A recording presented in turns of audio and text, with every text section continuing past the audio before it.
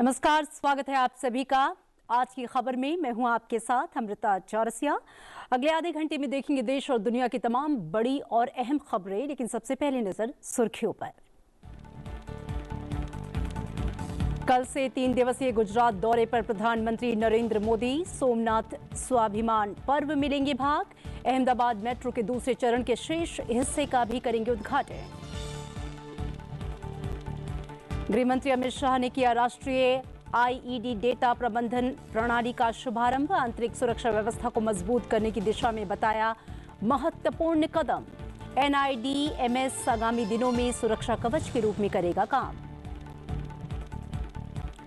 रक्षा उत्पादन में आत्मनिर्भरता की राह पर देश। लखनऊ में विद्युत वाहन उत्पादन संयंत्र का उद्घाटन समारोह में रक्षा मंत्री राजनाथ सिंह का बयान। कहा, रक्षा के क्षेत्र में निर्यात में भी कई गुना हुई वृद्धि। भाषा का महत्व केवल संचार तक ही सीमित नहीं। दिल्ली में आयोजित तीसरे अंतर्राष्ट्रीय भारतीय भाषा सम्मेलन में उपराष्ट्रपति सीपी राधाकृष्णन का संबोधन। कहा, समाज की सामूहिक स्मृति का भंडार है भाषाएं। और माहेश्वरी समाज की गौरवशाली परंपरा सेवा, समर्पण और त्याग पर आधारित। जोधपुर में आयोजित 3 दिवसीय माहेश्वरी ग्लोबल एक्सपो कार्यक्रम में लोकसभा अध्यक्ष ओम बिरला का संबोधन। कहा, भारत की नई शक्ति बनेगा नवाचार। और खबरें विस्तार से। प्रधानमंत्री नरेंद्र मोदी कल से 12 जनवरी तक गुजरात के दौरे पर रहेंगे। इस दौरान वो सोमनाथ, राजकोट और अहमदाबाद जाएंगे, जहां पे वो विभिन्न कार्यक्रमों में शिरकत करेंगे। प्रधानमंत्री 10 जनवरी को शाम को सोमनाथ पहुंचेंगे और रात लगभग 8 बजे ओंकार मंत्र जाप में हिस्सा लेंगे। इसके बाद वे सोमनाथ मंदिर में ड्रोन शो देखेंगे। प्रधानमंत्री 11 जनवरी को सुबह शौर्य यात्रा में हिस्सा लेंगे, जो सोमनाथ मंदिर की रक्षा करते हुए प्राणों की आहुति देने वाले अनगिनत योद्धाओं को श्रद्धांजलि अर्पित करने का कार्यक्रम है। इसके बाद प्रधानमंत्री सोमनाथ मंदिर में दर्शन और पूजन करेंगे। सुबह लगभग 11 बजे प्रधानमंत्री सोमनाथ स्वाभिमान पर्व के उपलक्ष्य में एक आयोजित समारोह को उसमें हिस्सा लेंगे। इसके बाद 11 जनवरी को ही प्रधानमंत्री राजकोट जाएंगे, जहां दोपहर में वे मारवाड़ी विश्वविद्यालय में कक्ष और सौराष्ट्र क्षेत्र के लिए वाइब्रेंट गुजरात क्षेत्रीय सम्मेलन का उद्घाटन करेंगे और इस अवसर पर जनसभा को संबोधित करेंगे। साथ ही सम्मेलन में व्यापार शो और प्रदर्शनी का उद्घाटन करेंगे। प्रधानमंत्री राजकोट के उसी दिन राजकोट से प्रधानमंत्री अहमदाबाद जाएंगे और शाम को महात्मा मंदिर मेट्रो स्टेशन पर अहमदाबाद मेट्रो के दूसरे चरण के सेक्टर 10A से महात्मा मंदिर तक के बाकी हिस्सों का उद्घाटन करेंगे। प्रधानमंत्री 12 जनवरी को अहमदाबाद में जर्मनी के चांसलर फ्रेडरिक मर्ज से मुलाकात करेंगे। दोनों नेता साबरमती आश्रम का दौरा करेंगे और साबरमती रिवर फ्रंट पर अंतर्राष्ट्रीय पतंग महोत्सव में शामिल होंगे। इसके बाद गांधीनगर के महात्मा मंदिर में द्विपक्षीय वार्ताएं होंगी, जिसमें प्रधानमंत्री और जर्मन चांसलर भारत जर्मनी रणनीतिक साझेदारी में हुई प्रगति की समीक्षा करेंगे।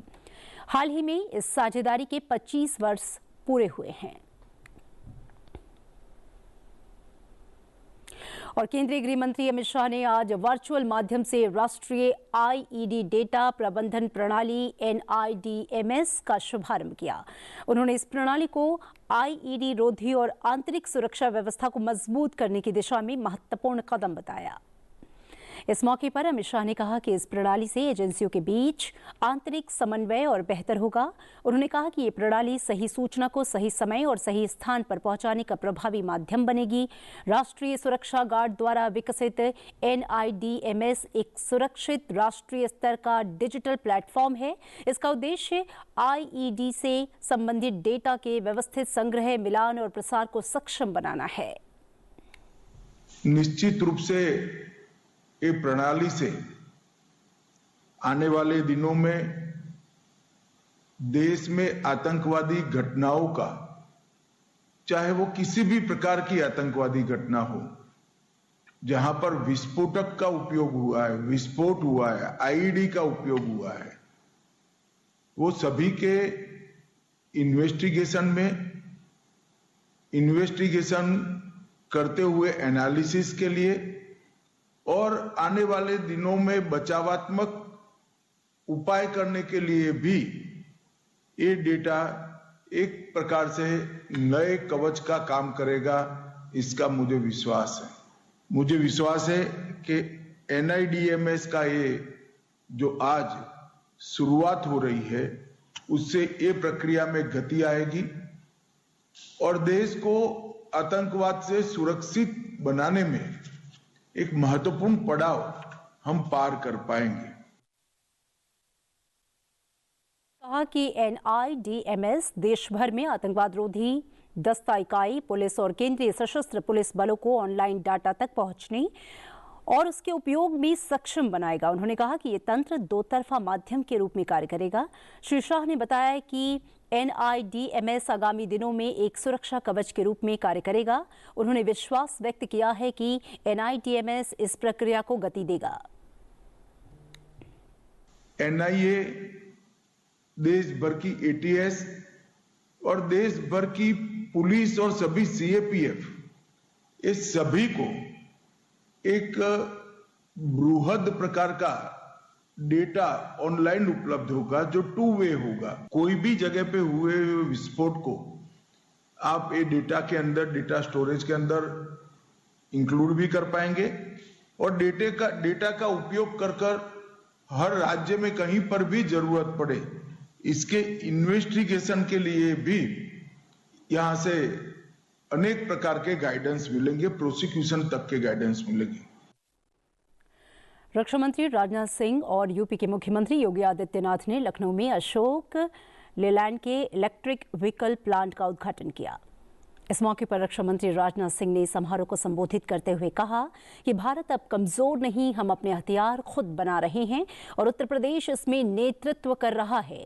उन्होंने कहा कि विश्व स्तरीय ग्रीनफील्ड एकीकृत वाणिज्यिक वाहन विनिर्माण इकाई की शुरुआत उत्तर प्रदेश की औद्योगिक यात्रा में एक मील का पत्थर है। अब हमारा भारत ये कमजोर भारत नहीं रहा है।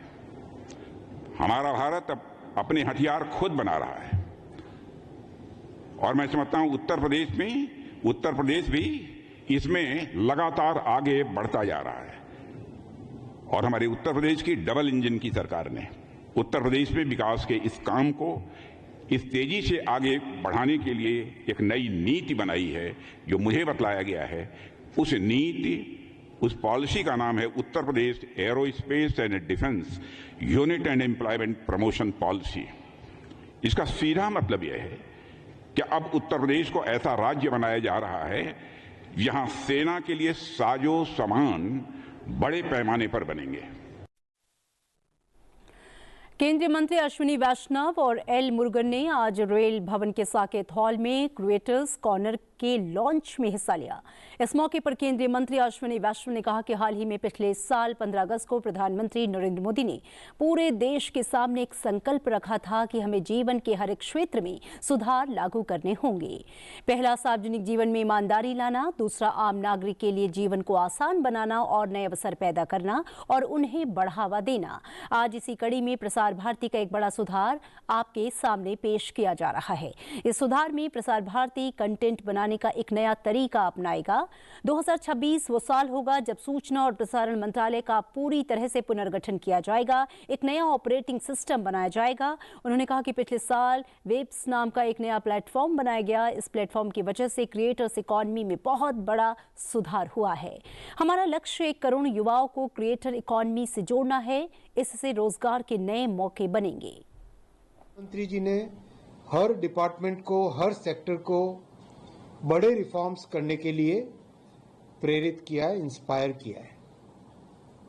इसी कड़ी में आज दूरदर्शन का, प्रसार भारती का एक ये बड़ा रिफॉर्म आपके सामने है। इस रिफॉर्म में कंटेंट क्रिएशन का, जिसको पुरानी भाषा में हम प्रोग्रामिंग कहते थे, प्रोडक्शन कहते थे, उसका एक नया तरीका 2026 में प्रसार भारती अपनाएगा। इसमें एक नया ऑपरेटिंग सिस्टम क्रिएट होगा, जिस ऑपरेटिंग सिस्टम से information and broadcasting ministry, Prasar Bharati और इसके साथ जुड़ी हुई बहुत सारी संस्थाएं, उनका ओरिएंटेशन चेंज होगा more towards the industry, more towards the participants, more towards the new generation of creators, more towards getting the technology in.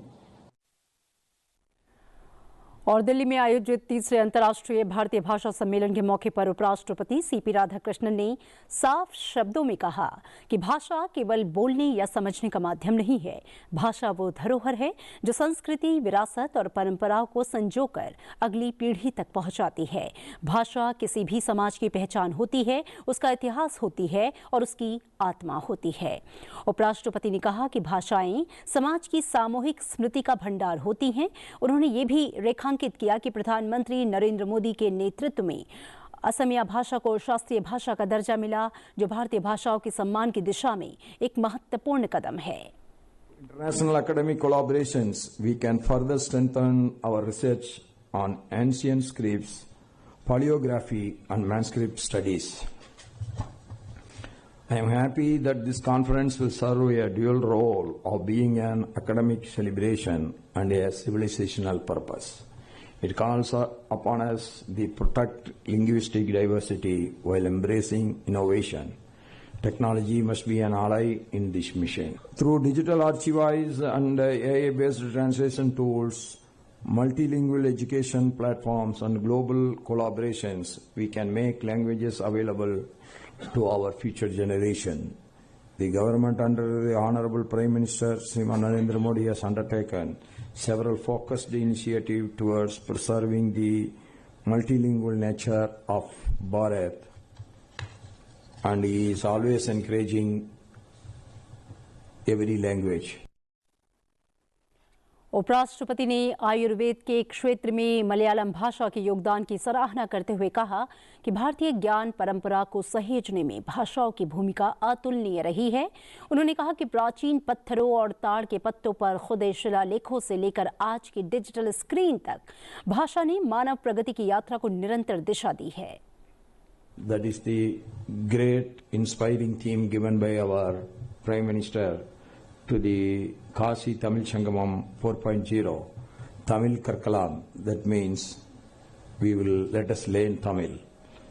Underscored the belief that languages are bridges of understanding, never barriers of division.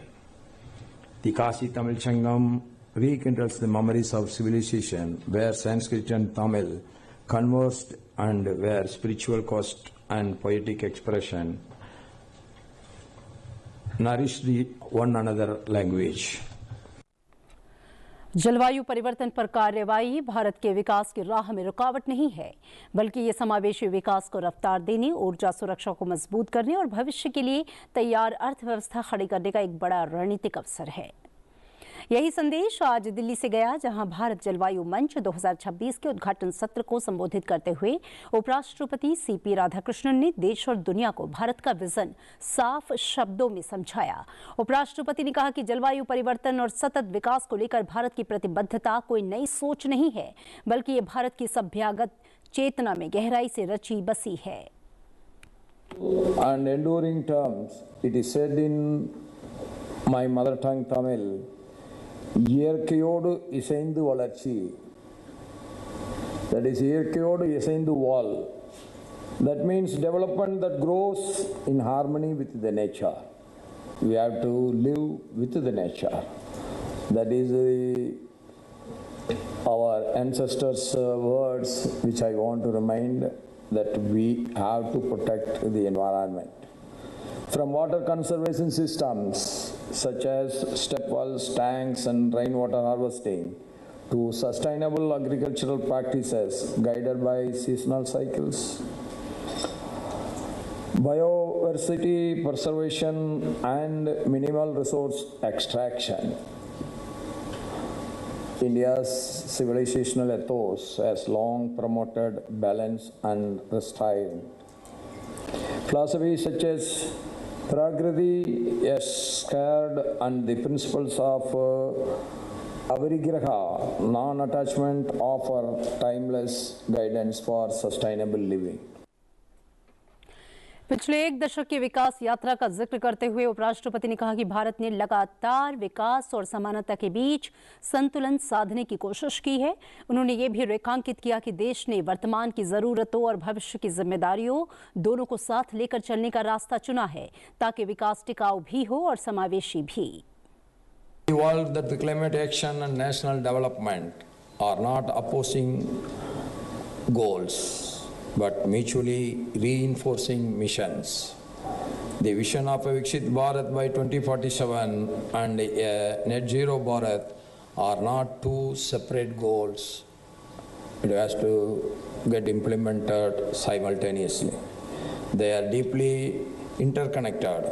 Equally important is our Honorable Prime Minister Sri Narendra Modi's emphasis on equity and inclusion. Through initiatives like Lifestyle for Environment, he has reminded the world that sustainability is not only about technology, but also about the values and the behavior of humanity. उपराष्ट्रपति CP Radhakrishnan आज पंजाब के जालंधर में lovely professional university में आयोजित दीक्षांत समारोह में बतौर मुख्य अतिथि शामिल हुए। इस मौके पर उपराष्ट्रपति ने विद्यार्थियों को प्रेरित करते हुए कहा कि डिग्री मिलने के साथ सफर खत्म नहीं होता, बल्कि असली यात्रा अब शुरू होती है, क्योंकि आगे देश और समाज के उत्थान में योगदान देना है। उन्होंने कहा कि सफलता के पीछे भागने की जरूरत नहीं, बल्कि मेहनत और बेहतरीन प्लानिंग इतनी मजबूत होनी चाहिए कि सफलता खुद चलकर आए। Visionary leadership of our great Prime Minister, Sriman Narendra Modi ji, the nation has set before itself an ambitious yet achievable goal of building a developed, self-reliant, inclusive and confident India. Why we want to become the superpower of India? That India should become the superpower of the world. Why? We want to become India to be the superpower of the world only for one thing, not to dictate terms to any small country in the world, but nobody should dictate terms to our mother Bharat. That's why we want to become the strongest nation of the world. उपराष्ट्रपति ने कहा कि अपनी कमियों से सीखकर आगे बढ़ना ही सबसे बड़ी ताकत है। इस मौके पर उपराष्ट्रपति ने उत्तीर्ण विद्यार्थियों को उपराष्ट्रपति द्वारा डिग्रियां प्रदान की। The emphasis on flexibility, skill development, Indian knowledge systems and lifelong learning is aimed at preparing young Indians not just for jobs but for the leadership and as a responsible Indian citizens. I urge you all to embrace the spirit of new national education policy and remain learners throughout your lives. My dear young graduates, don't think that education is over. That is all old theory. Now you cannot stop anywhere because the changes are coming every day almost. What it was last year, that becomes irrelevant today. What it was 5 years back, no relevance at all. What it was 20 years back, that is completely disappeared. So we have to understand only one thing, that constant factor is the only thing in the world that is change. Change is the only constant factor. So you have to adapt to the modern changes coming in your life. Lok Sabha अध्यक्ष ओम बिरला ने कहा है कि आज देश के लिए परिश्रम, नवाचार और जिम्मेदारी का समय है। समाज को आत्ममंथन करना होगा कि बदलते भारत में कैसे योगदान दे सकते हैं। जब सभी समाज नैतिकता, नए संकल्प और नए विचारों के साथ आगे बढ़ेंगे, तभी देश सामूहिक शक्ति के साथ प्रगति करेगा। राजस्थान के जोधपुर में 3 दिवसीय माहेश्वरी ग्लोबल एक्सपो की आज शुरुआत हो गई। एक्सपो के उद्घाटन कार्यक्रम में लोकसभा अध्यक्ष ओम बिरला ने देश के आर्थिक और सामाजिक बदलाव में माहेश्वरी समाज की भूमिका की सराहना की। उन्होंने कहा कि माहेश्वरी समाज का इतिहास देश के आर्थिक, सामाजिक और राष्ट्रीय परिवर्तन से गहराई से जुड़ा रहा है। भारत में जो आर्थिक सामाजिक बदलाव हो रहा है, उस बदलाव के अंदर मायशी समाज के नौजवानों की नए इनोवेशन में, नए रिसर्च के अंदर, टेक्नोलॉजी के अंदर, प्रोफेशनल्स के अंदर, हर क्षेत्र के अंदर हम किस तरीके से भारत को नई दिशा दे सकते हैं,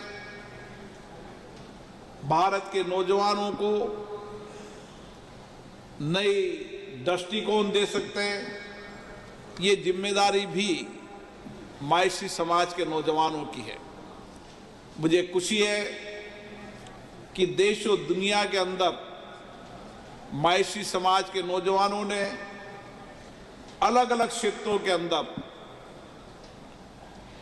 चाहे विज्ञान का क्षेत्र हो, चाहे टेक्नोलॉजी का क्षेत्र हो, चाहे सामाजिक क्षेत्र, सेवा का क्षेत्र हो, चिकित्सा का क्षेत्र हो, शिक्षा का क्षेत्र हो, हर क्षेत्र के अंदर किस तरीके से आधुनिक समय के अंदर हम नए स्टार्टअप के माध्यम से, नए इनोवेशन के माध्यम से लोगों के जीवन को परिवर्तन कर सकते हैं। और मायशी समाज का विचार ही समर्पण का है, सेवा का है। लोकसभा अध्यक्ष ने कहा कि आज जब भारत विकसित राष्ट्र बनने के संकल्प के साथ आगे बढ़ रहा है, ऐसे समय में समाज के युवाओं की भूमिका और भी महत्वपूर्ण हो जाती है। शिक्षा, विज्ञान, तकनीक, नवाचार, उद्योग और स्टार्टअप के माध्यम से युवाओं को देश को नई दिशा देने में सक्रिय भूमिका निभानी होगी। नई इनोवेशन, नई सोच, नए आत्मविश्वास के साथ भारत के हर क्षेत्र के अंदर हमारा योगदान नजर आना चाहिए। और इसीलिए हमें हमारे नौजवानों को शिक्षा के साथ आधुनिक शिक्षा, टेक्नोलॉजी की शिक्षा, प्रोफेशनल शिक्षा के लिए भी नए नए प्रयास करने की आवश्यकता है।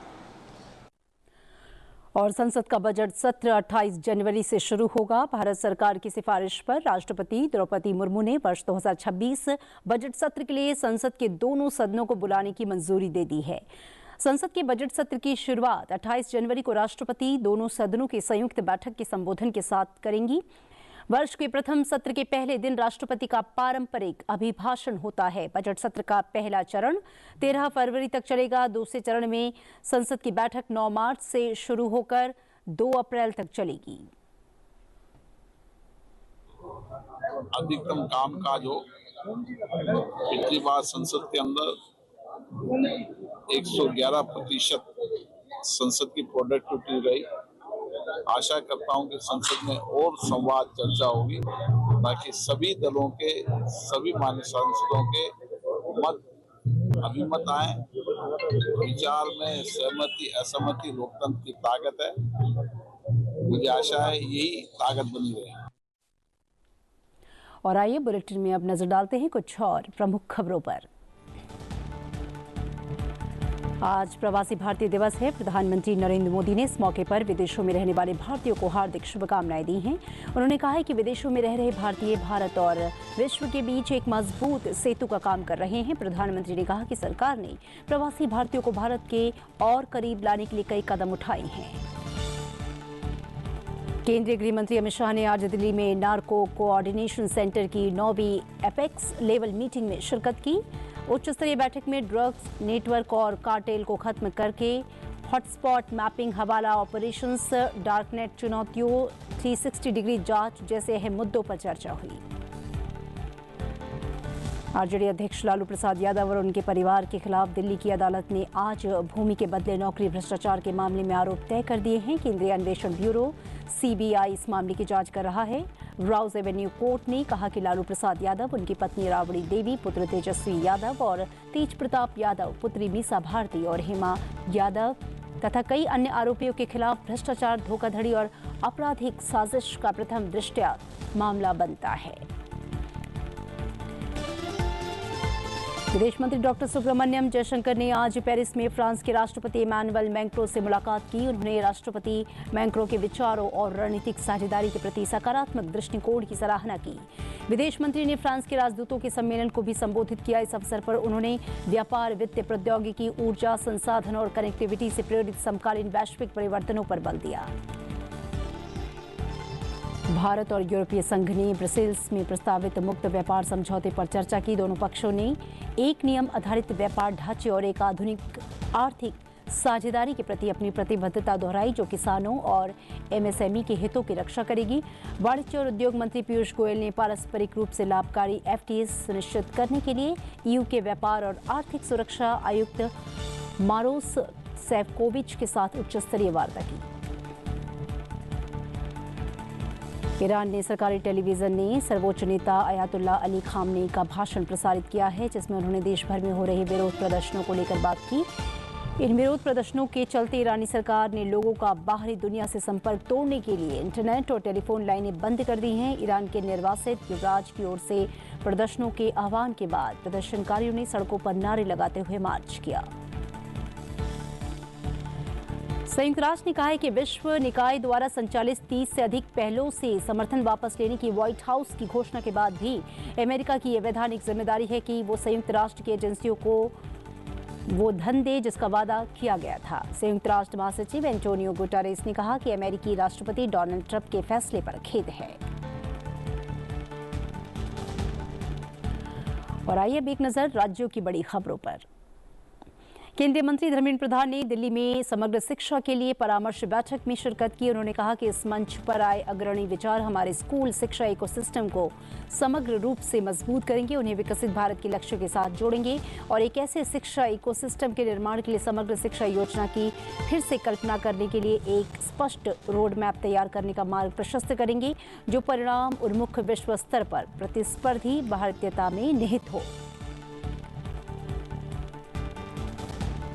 केंद्रीय मंत्री मनसुख मांडविया ने गुजरात के अहमदाबाद में सभी खेल फेडरेशंस और आईओए के प्रतिनिधियों के साथ स्पोर्ट्स गवर्नेंस कॉन्क्लेव में हिस्सा लिया।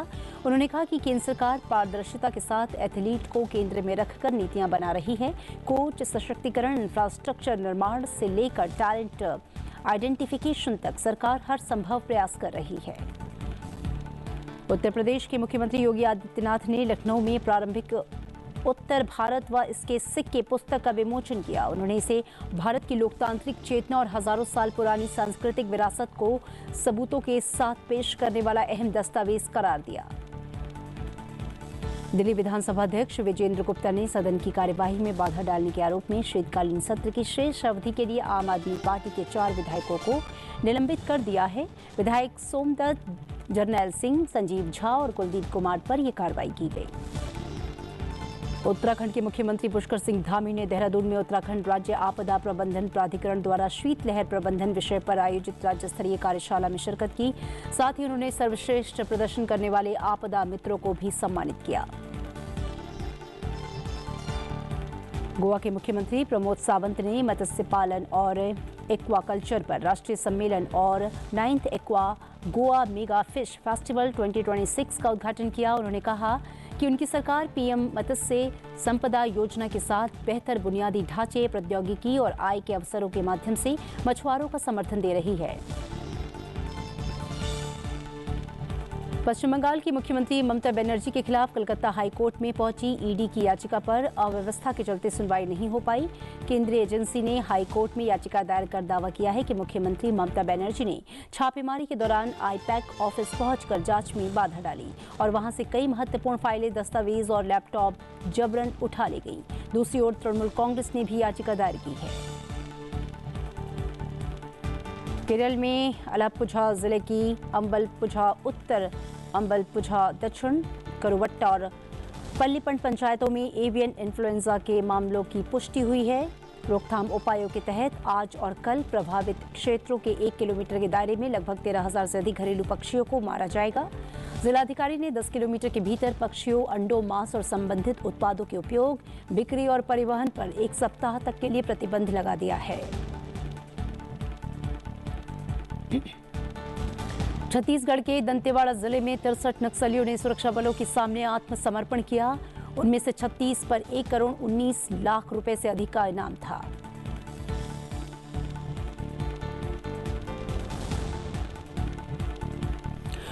और आज की खबरों में बस इतना ही। चलते चलते आपको छोड़ जाते हैं ओडिशा के भुवनेश्वर में आयोजित फ्लावर शो 2026 की तस्वीरों के साथ। दीजिए इजाजत, देखते रहिए सनसद टीवी। नमस्कार।